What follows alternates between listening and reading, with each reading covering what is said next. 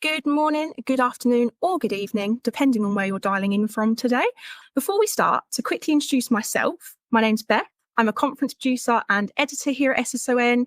I will introduce our lovely speakers today, starting with Bradley Killinger, who is the CEO and member of the board of directors at Sapience Analytics. We're also joined by Naomi Sakor, who is SSON Research Analytics' very own global managing director. Bradley, could you give us a definition of workforce analytics, kind of provide that foundational knowledge for our viewers? Yes, of course. And hello, everyone. And thank you, Beth, for the introduction and everything else. So workforce analytics, very simply put, is the process of using or harvesting your own workforce data to improve and enhance your decision-making around your people. It can give you near real-time insights or provide key insights like organizational capacity, employee burnout, visibility into a distributed workforce / remote working or hybrid working, stronger supplier management, so on and so forth. There are so many different use cases that can come from the use of your own data that your company is producing on a minute-by-minute basis. So that would be my simple definition. And I, just thank you again, Bethany, too, for the wonderful introduction. But, as shared services and GBS environments, we are always needing to prove our worth. We have to be engines of digital transformation, and value creation is our number one priority. So the more that we can use insights to drive decision support across the enterprise, the better for us. So this is why I love this topic so much. Really excited to get into it. So just to kick everything off, we talk a lot about talent, talent shortage, upskilling, employee value propositions. What for you stands out as the biggest macro talent challenge of 2024? Start with you, Bradley. Start with me, sure. So to answer that, I think of it at a real macro level. I think that we are in a biggest workforce, just call it work transformation that I've seen in my lifetime. And it's really, really interesting in my mind is that, right now, and you can see this playing out, you kind of have this constant battle between, in a post-pandemic world, and employees are looking for flexibility, employers are looking for accountability. And those are two really, really different concepts, and they're colliding right now. And so I go around the country and talk all the time with various leaders and ask them about what are you doing to retain your top talent. And I talk to even some of the top talent. And there's interesting dynamics that companies that are figuring out how to kind of meet in the middle here and provide some of the flexibility that companies look like. Top talent is willing to take potentially smaller compensation in order to actually have a better quality of life. And so the interesting part is that I feel like each time, companies that have declared one way and said, okay, we're just going to have total flexibility in our workforce, that hasn't worked well. Companies that are declaring everybody back and, we're going back to the good old days, that hasn't worked very well either. It doesn't help. I have concrete examples. I was reading the Wall Street Journal, I think it was 2 or 3 weeks ago, and there was a survey done of 1 million workers, and it said that 8% of those workers anonymously claimed that they had purchased something called a mouse jiggler. And a mouse jiggler is simply just some way to try to trick your employer into the idea that you're working when you're not, that there's activity originating from your machine. So, in my head, I go, wow, as a CEO, I read that and you go, surely, wow, that's a massive number. We can't operate like that. But the flip side is every company has key employees who are doing a tremendous job that are saying like, wait a second, I have proven that I can be responsible, work well, et cetera, and do that in a more flexible way that adapts to my lifestyle better. And, I think that the answer is workforce analytics. It's this data that can ultimately serve as a bridge, because right now you have both sides that are talking without real data points and not necessarily able to have an honest conversation about, is my gut feel better than your gut feel? And then it gets emotional, and you've seen this play out in the press, et cetera. So when I think of it, I think it starts in the beginning, which is, companies that are really going to be successful in the future are going to take into account around what they're hearing and what their top talent needs in order to be happy, recruit and retain those types of individuals. Yeah, I mean, I would agree definitely with a lot that Bradley said for sure. I mean, future of work is still a big nut to crack. We see varying data when it comes to employees and their preference for remote work or a balance. And certainly there are tools to help us get to a very engaged workforce in whatever environment we choose to do. One of the big things that we see is this urgent need for upskilling and reskilling. So, according to our recent data at SSON Research and Analytics, upskilling was the top objective this year. And it's driven by the pace of technology, particularly in AI and automation. So, as a result, we do see that SSOs are investing heavily in continuous improvement, workforce management solutions, because they need to keep their workforce competitive, agile, and interested. And so these tools are critically important when we are facing a new way, a new age of working. And I think the challenge is also compounded by, the evolving demand for skills that drive added value, such as problem solving. So that was the number one skill that shared services and GBS leaders said this year. And that's followed by also skills in data analytics and process design, continuous improvement. So, I think this all reflects the fact that there's a tremendous vote and confidence in shared services models, but it means that the profile of our staff needs to be rethought.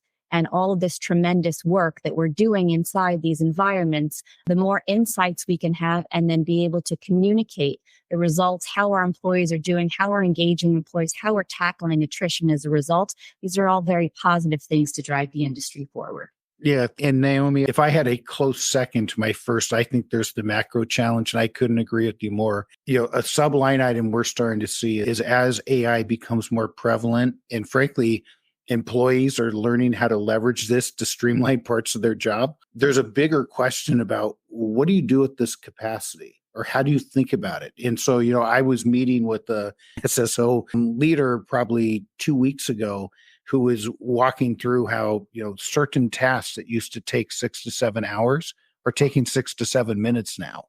And documentation writing, job recs, descriptions of roles, process design. And you sit back and you go, so what does this mean? And I think there's a real premium right now for companies to figure out what does that mean? What really is the capacity? What is the impact of these, massive investments that are coming across every enterprise right now with regards to AI?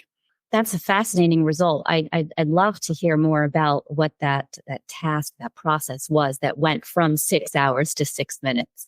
There is a number of things that are being streamlined, and we're only in the infancy stages right now. Yeah. And so as that continues to happen, it's just creating a disruption to the status quo in a pretty significant way. Okay, great. So employee engagement, skills, keeping up with, the development of AI, mouse jiggling, all the good stuff. So how can Workforce Analytics help with that?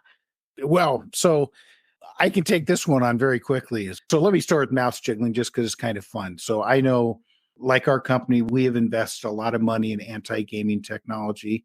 So we catch that in a nanosecond. So even if there is, 8% of a workforce that's doing that, that would easily be caught. And that's something that a company should be taking remediation or action on. And there's been more and more publicity of some large companies doing that. When I look at the other two parts, which are really interesting, or three parts that are really interesting to me, one is around remote or hybrid work. I know that we absolutely can bridge that gap to make at least a fact-based conversation. And whether that's around amount of effort, around productivity if somebody's working in an office or at home, skill sets required, training required, all of that becomes very easy when you're actually looking at your own data around who's doing what they're doing, how they're doing, and where they're doing it. When I look at AI, I think of it in really two different factors. One is very interesting when you think of workforce analytics. You say, number one is the impact is potentially having on the capacity of your organization and what that means about your ability to reinvest or do, take on other tasks, et cetera. But then there's the other part that every company is building their own AI models right now. And there is absolutely no better data to feed into that than your actual real-time data that would be telling you what's happening in your environment, what people are working on, where those opportunities for improvement potentially exist. So I see, Sapience in a really unique spot in terms of being able to help companies harvest and collect that data, but also by being able to help them understand what the impact of that AI is having on the organization. So there's a lot of very practical areas that this type of data. And I would also just say that one of, on the battle for talent, one of the single biggest use cases that we service our customers around the world with is all around employee burnout and helping companies to understand early before a person gets to a point of leaving. And we have a lot of success stories around, cutting attrition factors in half.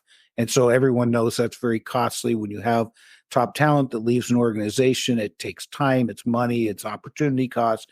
And so by being able to understand your data and understand what, patterns could be happening and we're pushing people too far, too fast, et cetera, to be able to pull that back is really important. And most managers who are trying to manage a distributed workforce based upon gut feel, it's really difficult to do. And so we think we have kind of a magic tool in the middle that can really help bring both sides together and create a lot of transparency. I mean, and in this environment, you're talking about centers that could have 3-4 centers, even more globally. And so to be able to have insights at that level is really important. And this is about the outcomes. Customer experience reigns supreme. We have to be able to do this better than it was done before. So, giving opportunities a direct career path, being able to, highlight skills and how they can improve those. All of these insights are very, very helpful. Good question. Great question. Great. Thanks, guys. And what I want to do next is bust some myths. I was about to say myths and busts. That wouldn't have made sense. There is a common misconception that workforce analytics is a bit of a surveillance state, and it can mean micromanagement or worse still, watching people's every move. But what does it mean and how does it benefit both the employer and employee? I have a strong opinion and you can absolutely drive very successful workforce analytics without having to create a surveillance state. So companies like ours, we would never, keystroke log, screen scrape, remote camera turn on. And, frankly, I think if you look at companies that are doing those types of things, I know that there's some use cases around that, but not for broad scale application. And I think you have to be very suspect and wonder what way they're going to see it. But then there is companies like Sapience and others who have really take that privacy side. We have no interest in what somebody does in their personal time. That data is destroyed before it ever gets reported. We understand people have lives. They have to pay bills. They have to go to the bank account or et cetera. And we don't think that that's an employee's right to understand or even have any knowledge of what goes on, when you have to go make your car payment online. But what we do think is very interesting is understanding when work is getting done, what work's getting done, and how that's getting done. And if you can understand that in small intervals and put that together across an organization, it's amazing of the types of insights you can get. And you start to learn that how your business runs is quite a bit different than what you thought it did in your head. And so there is a reason why everything you can think of is running. So, I often use the professional sports analogy that there is not a professional sports team in the world that is not supplementing every play and everything that they do with real-time or near real-time analytics to try to give them a competitive edge around what play is the wind blowing, is the other player hurt, so on and so forth. That is what we're really providing for the company. And I think one of the things that's very unique is, we also see a deeper level of engagement and a higher degree of transparency inside of our customers.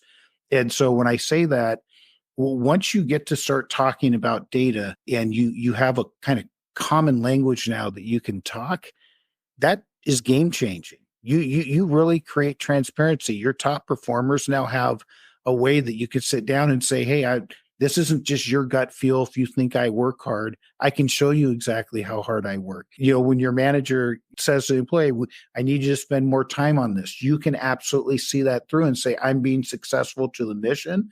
And I think in order to keep kind of this new future of work, there has to be a bond where everybody's talking in the same language around shared goals that you have a system of record that can help you to unbiased data that can track the success and failure and, where you need to step in and get more training, et cetera. So there's a number of places to go, but that was how I would debunk the myth of this personally. It's not spying in any way, shape, or form.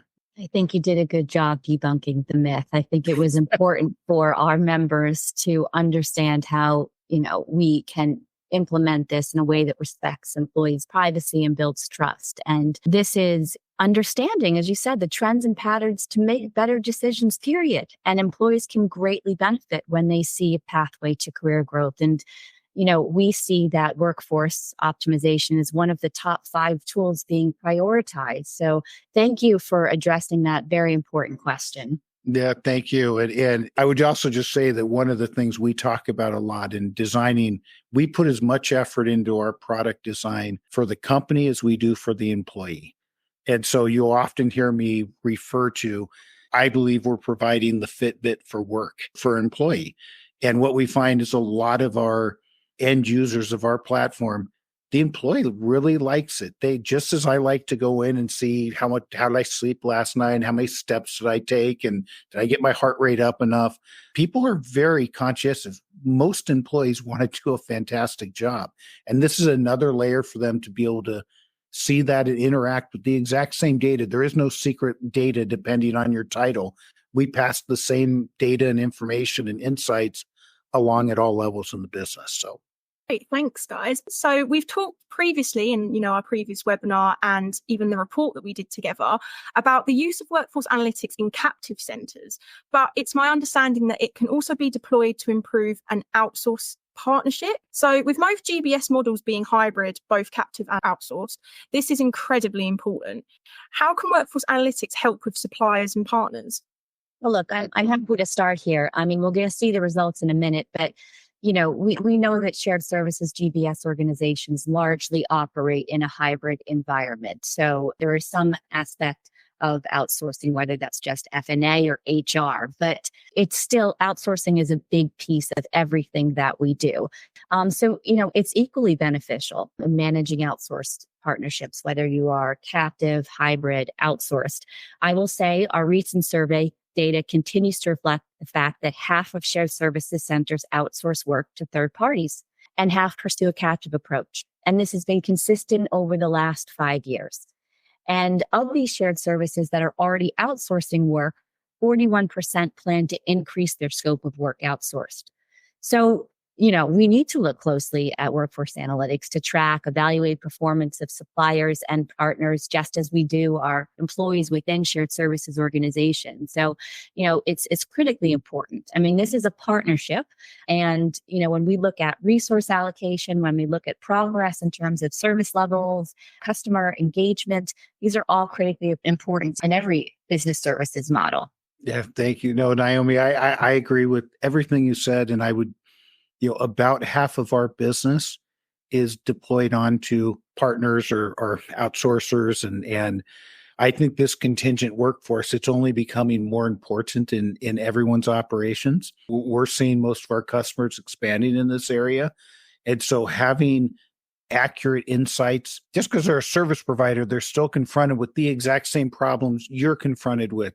Talent shortages, proper performance, people working, do you have the right skills at the right place, at the right time, et cetera. And so, being able to get that sort of data is so transformative. I mean, there's obviously, in certain circumstances, there can be a financial incentive to do that.